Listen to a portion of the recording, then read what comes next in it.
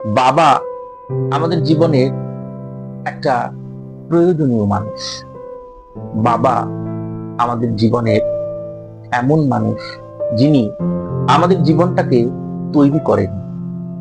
কিন্তু অনেক সময় দেখা যায় যে বাবাদের যে আমাদের জীবনের উপরে যে কন্ট্রিবিউশন, সেই কন্ট্রিবিউশনটাকে আমরা কখনো কখনো এড়িয়ে যাই, আমাদের চোখে পড়ে না।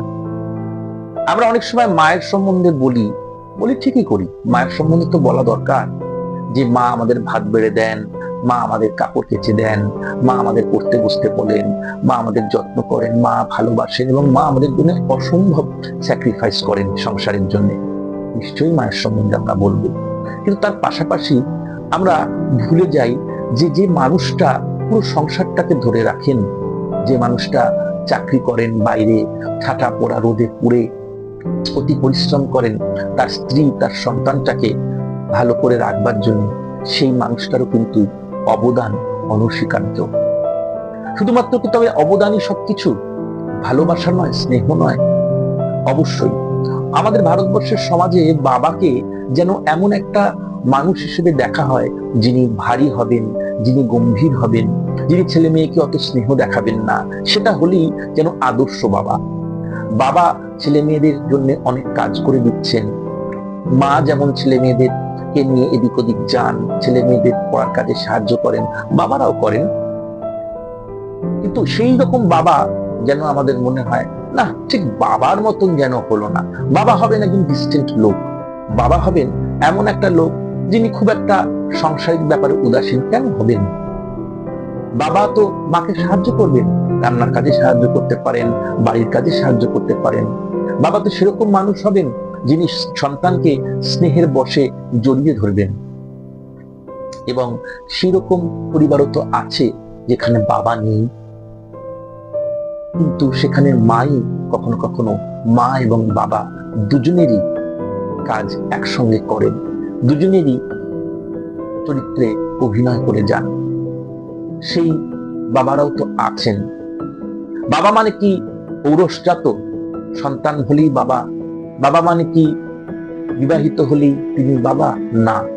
পিতৃ স্নেহ যার আছে তিনি তো পিতা। যে পিতা যে কোনো সন্তানের প্রতি যত্নশীল, যে কোনো সন্তানের প্রতি প্রোটেক্টিভ, তিনি তো পিতা, তিনি তো বাবা।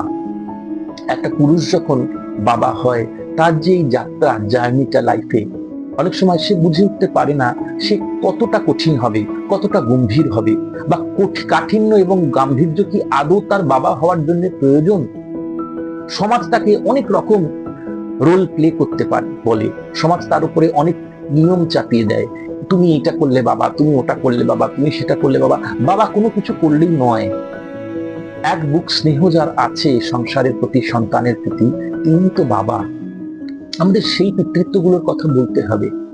যে বাবা তার মেয়েকে সকালবেলা স্কুলে দিয়ে আসে, যে বাবা তার ছেলেকে ফুটবল খেলতে নিয়ে যায়, যে বাবা মায়ের হাতে হাতে কুটনো কুটে দেয়, বাসন মেজে দেয়, যে বাবা রোজগার করে আনে, তার সঙ্গে বাজারেও যায়, বাড়ির সব কাজ করতে উদ্যত হয়, এবং যে বাবা ওই মায়ের মতনই না খেয়ে সন্তান যেন ভালো থাকে, ভালো করে খায়, সেইটুকু নজর করেন।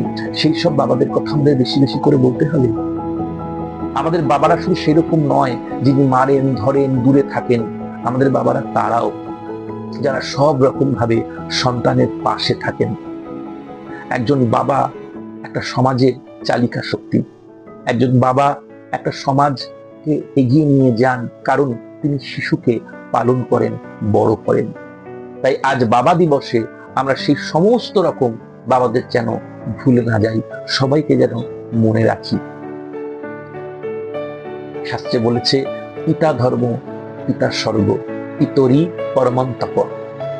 সমস্ত বাবাদের যেন আমরা মনে রাখতে পারি, তবেই বাবা দিবসের সার্থকতা।